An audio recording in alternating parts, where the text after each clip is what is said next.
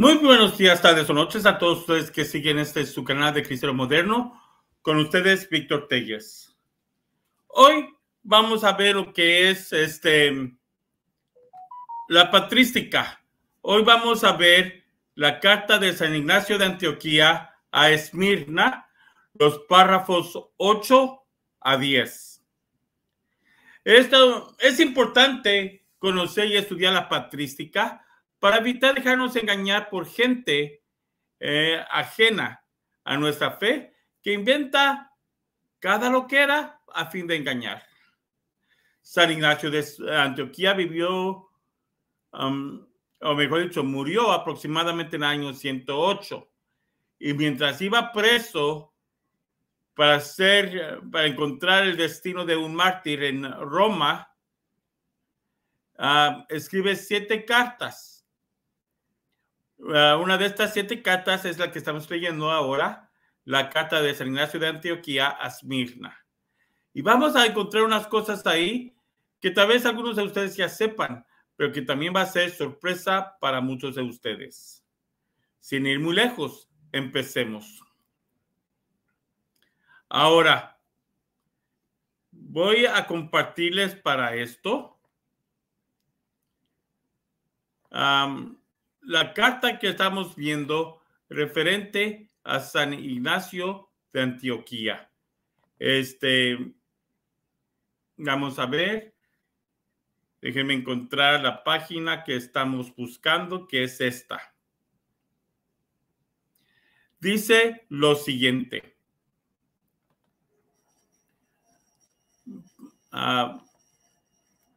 Vamos a enviar esto de aquí. Disculpen que estoy cambiando de una imagen a otra. Estoy queriendo aprender una nueva aplicación que me recomendaron para esto. Ahora, vamos a ver una de las cosas que dice San Ignacio de Antioquía. Y vamos a ver ahora el párrafo 8. Me van a disculpar que la letra esté tan pequeña. Ahí dice lo siguiente. Sigan todos al obispo, como Jesucristo al Padre, y al colegio de ancianos presbíteros como a los apóstoles. Es decir, hay una cadena de mando, una sucesión, una jerarquía. Está el Padre, está Jesucristo de los obispos, y después menciona el colegio de presbíteros, y dice como a los apóstoles. Es decir, los apóstoles son, pero los presbíteros hoy en día, es decir, los sacerdotes, son los apóstoles del día de hoy. El mismo Ignacio de Antioquía nos lo está dejando saber. Y sigue diciendo, en cuanto a los diáconos, reverencienlos como al mandamiento de Dios. Que nadie sin el obispo haga nada de lo que atañe a la iglesia. Es decir, las cosas de importancia a la iglesia tienen que ser hechas con la autoridad del obispo. Nos está hablando aquí de que un verdadero católico tiene que estar en conexión con el magisterio de la iglesia.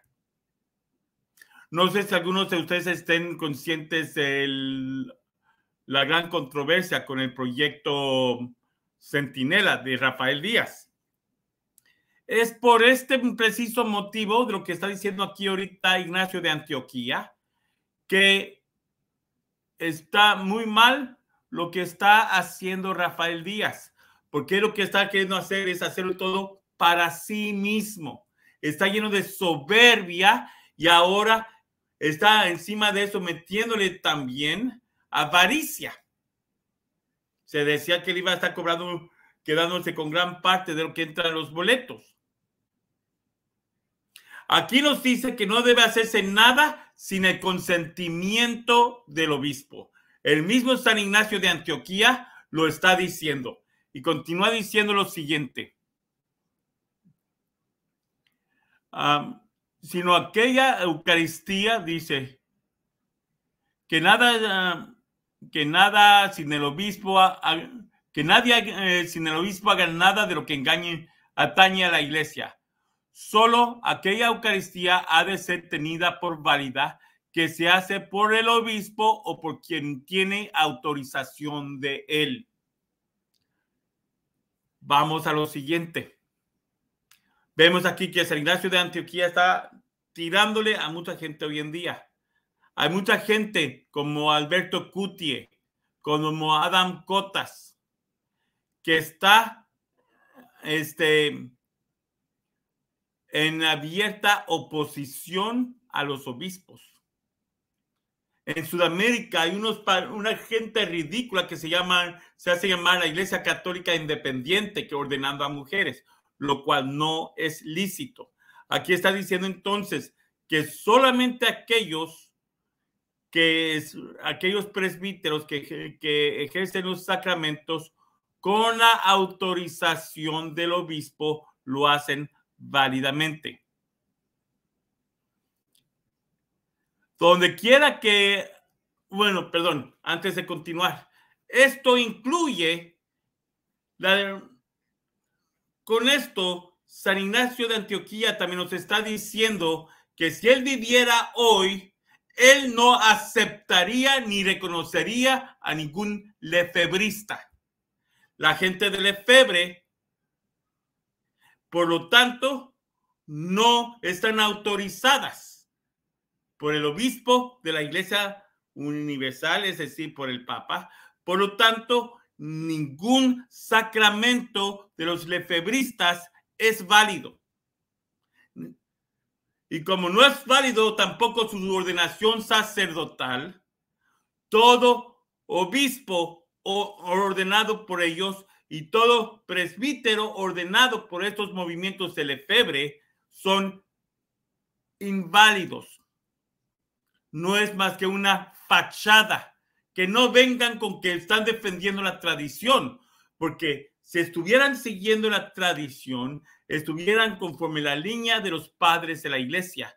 Y desde aquí vemos que San Ignacio de Antioquía está diciéndonos que no están los lefebristas conforme la línea de la Iglesia. Por lo tanto, no son tradicionistas, son impostores que no merecen lo que dicen estar defendiendo la fe. Al contrario, han hecho mucho daño a la Iglesia con sus herejías y sus cismas. El mismo San Ignacio de Antioquía, con estas mismas palabras, pone en tela de juicio lo que gente como los lefebristas, como Adam Cotas, y también pone en tela de juicio todo lo que Alberto Coutie haya dicho o hecho haciéndose pasar por un sacerdote. En otras palabras, según los padres de la Iglesia, Alberto Coutie ni es ni jamás ha sido un sacerdote. No es más que un impostor pirujo de la farándula. Me van a perdonar los que admiran a Alberto Coutie. Y también va lo mismo por la gente que sigue a Lefebvre. Y también va lo mismo por los que están apoyando el movimiento de Rafael Díaz por el Congreso Centinela. Ellos lo están haciendo sin la autorización de los obispos, por lo tanto, no tienen ninguna validez. Según San Ignacio de Antioquía, uno de los padres de la Iglesia Católica. Y continúa diciendo lo demás. Donde quiera que aparece el obispo, acuda allí el pueblo. El obispo es la cabeza de la Iglesia, no una estrella caída como Rafael Díaz, no un cismático como la comunidad de Lefebvre o como Adam Cotas, y no un impostor, un miserable actor como Alberto Coutie. Y sigue diciendo además, ahí por el año 108,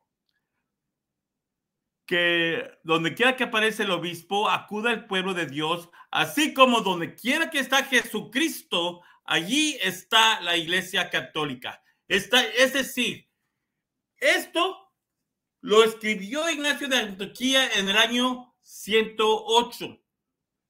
¿Cómo pues podemos ahora decir, o cómo pueden los protestantes ahora decir que el catolicismo fue inventado por Constantino, como ellos dicen, cuando este documento existe 260 años, 2 siglos y medio antes de Constantino. Ignacio de Antioquía ya está diciendo que donde está la Iglesia Católica está Jesucristo. Donde Jesucristo está, donde está Jesucristo, ahí está la Iglesia Católica. Está dejando aquí en claro que desde un principio la Iglesia Católica siempre ha sido la Iglesia de Cristo. Recordemos que Ignacio de Antioquía, quien escribió esto, fue discípulo del mismísimo Juan el Apóstol. Estamos apenas a la segunda o tercera generación de la Iglesia. Estamos todavía con la Iglesia primitiva. Y este hombre, que es el obispo de Antioquía, nos está diciendo que donde está Cristo está la católica. Es decir, es imposible que prediques a Cristo sin pertenecer a la Iglesia Católica. Tal vez es por eso que los protestantes, en vez de predicar el evangelio, se agarran ataque y ataque a la Iglesia, porque como no están dentro de la Iglesia, Cristo no está dentro de ellos. Continúa diciendo: no es lícito celebrar el bautismo o la Eucaristía sin el obispo, pero lo que él aprobare, eso es también lo agradable a Dios, a fin de que todo cuanto hagan sean firme y válido. Es decir, todo lo que hace la Iglesia tiene que estar en unión con el obispo. Por eso el obispo en griego se dice episcopo, que quiere decir supervisor. Todo tiene que estar sujeto a la autoridad de un obispo. Todo tiene que estar sujeto al magisterio. ¿Y esto dónde está en la Biblia? Recordemos que en varias partes San Pablo nos dice que ellos, como apóstoles, son administradores de los misterios de Dios. En otras partes dice que son administradores de la gracia de Dios. Es decir, ellos son quienes nos enseñan. Para ellos Dios los estableció para enseñarnos el camino a Cristo. Y también por lo mismo, fuera de este magisterio, fuera de la Iglesia, uno no puede llegar a conocer los caminos de Dios, sino solamente los caminos de la apostasía. Vamos ahora a ver lo que dice el párrafo 9. Ahora, en el párrafo 9 vamos a ver que nos dice otras cosas importantes que tenemos que tomar en mente. Es entonces con razón que debemos enmendarnos mientras tenemos tiempo para cambiar nuestros caminos. Es importante cambiar nuestra vida. Es importante hacer penitencia si es necesario. Es importante el arrepentimiento y volvernos a Dios. Está bien venerar a Dios y obispo. Una cosa es adorar a Dios y otra cosa es venerar al obispo. La misma iglesia primitiva, este mismo discípulo de Juan dice que la veneración de gente santa en la iglesia está bien. Notemos que dice venerar, no dice adorar. Está bien venerar a los grandes santos de Dios, pero no está bien adorarlos. Hay una cosa muy diferente entre venerar y adorar. Cuando adorar es atribuirle poderes milagrosos o atribuirles alguna naturaleza divina. La Iglesia Católica no hace eso, porque sabemos que quien hace los milagros es Cristo por medio de la intercesión de los santos, que es diferente. El que honra al obispo es honrado de Dios. El que está sujeto al obispo, aquel que busca estar en unión con el obispo, es una persona honrada de Dios. A Dios le agradan aquellos que se ponen sujetos al obispo que le corresponde, no a aquellos que cada rato se están rebelando contra el obispo, como varios apóstatas ahí que se ponen a atacar el papado por estar en sus sectas, o bien otras personas que como Lefebvre, que creyéndose superior al Papa, formó su propio movimiento, sus propios sacerdotes, sin el consentimiento del obispo o supervisor que le tocaba a él. Esas personas no son aceptadas por Dios. Si tú eres uno de aquellos que niegan la autoridad del papado y quiere que crece el cuento de que todas las iglesias están igual, no está siendo honrado por Dios. Dios no honra la apostasía. Dios honra a los que se someten a la autoridad que él puso. Recordemos que donde empieza esta soberbia de no estar sujeto a una autoridad, empieza en el jardín del Edén. Recordemos que Dios establece una estructura, un orden en Edén, y que es la misma serpiente quien le mete la idea a Eva de que no necesita de Dios para conocer el bien y el mal, que solamente necesitaba comer de ese fruto que tenía prohibido y se le abrirían los ojos y serían como Dios conociendo el bien y el mal. Es lo mismo que hacen los protestantes hoy en día cuando quieren enseñarnos de que uno no necesita que ni el Papa ni los obispos. Es lo mismo, la misma mentira que Satanás le enseñó a Eva. Desde luego, por eso él estableció una iglesia, por eso él estableció obispos y por esto, como veremos en otra ocasión, también establece una sucesión apostólica que de hecho se alcanza a ver en Hechos capítulo 1, cuando Pedro toma la decisión de agregar otro apóstol más a las filas y es elegido Matías. Dios los escoge, pero para aquellos que sean oficialmente, después tienen que ser instituidos por los obispos. Sigue diciéndolo, es honrado de Dios. Y luego dice, el que hace algo ocultas el obispo, rinde culto al diablo. Que todo pues, es decir, todos aquellos que se resisten a la autoridad del obispo, Ignacio de Antioquía está ahorita diciendo palabras muy fuertes acerca de ellos. Lo siento, Rafael Díaz. Lo siento, Luis Román. No soy yo quien lo dice. Ignacio de Antioquía, él mismo está diciendo que ustedes, en su rebeldía contra la jerarquía de la iglesia, ustedes se han sometido al servicio de Satanás, al rechazar la autoridad de la jerarquía que Jesucristo ha establecido. Nos está diciendo también que los lefebristas que fingen un catolicismo, los lefebristas que se hacen pasar por católicos, en realidad no son católicos, sino que rinden culto a Satanás. Es por eso que San Juan, el mismo que fue maestro de Ignacio de Antioquía, nos dice en 1 de Juan capítulo 2, versículos 18 y 19, nos dicen lo siguiente. Y lo usaré en la Reina Valera porque esto pedrada también van para los hermanos separados. Y dice, hijitos, ya es el último tiempo y según ustedes oyeron que el anticristo viene. Así han surgido muchos anticristos. Por esto conocemos que es el último tiempo.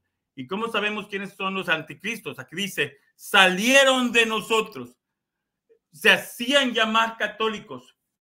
Pero dice, pero no eran de los nuestros, no eran católicos. Porque si hubieran sido de los nuestros, habían permanecido con nosotros. Si hubieran sido realmente católicos, hubieran estado todavía sometidos a la autoridad del magisterio de la Iglesia Católica. Pero salieron para manifestar que no todos son de nosotros. Es decir, no todos los que se dicen ser católicos son católicos. Aquellos que se salieron de la Iglesia Católica no son ni nunca fueron católicos. Al contrario, está diciendo aquí que esa es la señal para saber quién es un anticristo y quién no lo es. Entonces, según el apóstol San Juan y según San Ignacio de Antioquía, los lefebristas son anticristos. Rafael Díaz es anticristo, es un anticristo. Luis Román es un anticristo, según lo que dice aquí San Ignacio de Antioquía. Y también todos estos evangélicos que dicen que se salieron de la Iglesia Católica porque según ellos dicen que conocieron la verdad, una verdad que en primer lugar no la conocen, porque si la hubieran conocido se hubieran quedado en la Iglesia Católica.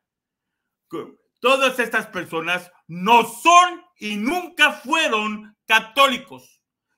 Así lo dice el apóstol San Juan en 1 de Juan 2, 18, 19, y así lo dice también Ignacio de Antioquía aquí en su carta a Esmirna, párrafo 9.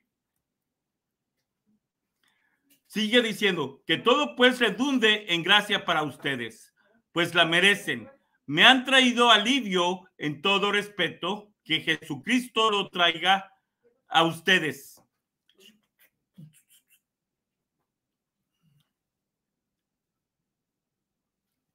A ver, ¿dónde me quedé? Si estuve presente o ausente, ustedes me demostraron amor. Su recompensa es Dios, a quien ustedes llegarán si soportan todas las cosas por Él. La recompensa por la misericordia es Dios. Ahí San Ignacio de Antioquía está hablando que cuando él llegaba de peregrino a visitar la comunidad de Esmirna, los recibían con amor y que por lo tanto Dios mismo les dará el galardón que ellos esperan, y sigue diciendo, si todo lo soportan por él. Recordemos que este es el tiempo, el año 108. Para este tiempo, el tercer cuerno de la bestia del Apocalipsis, el emperador el emperador Trajano estaba persiguiendo a la iglesia y se requería ofrecer inciensos a un ídolo del emperador para escaparse de la muerte. Él está dándoles porras de que sean fuertes y no se dejen caer por las cosas, por el martirio.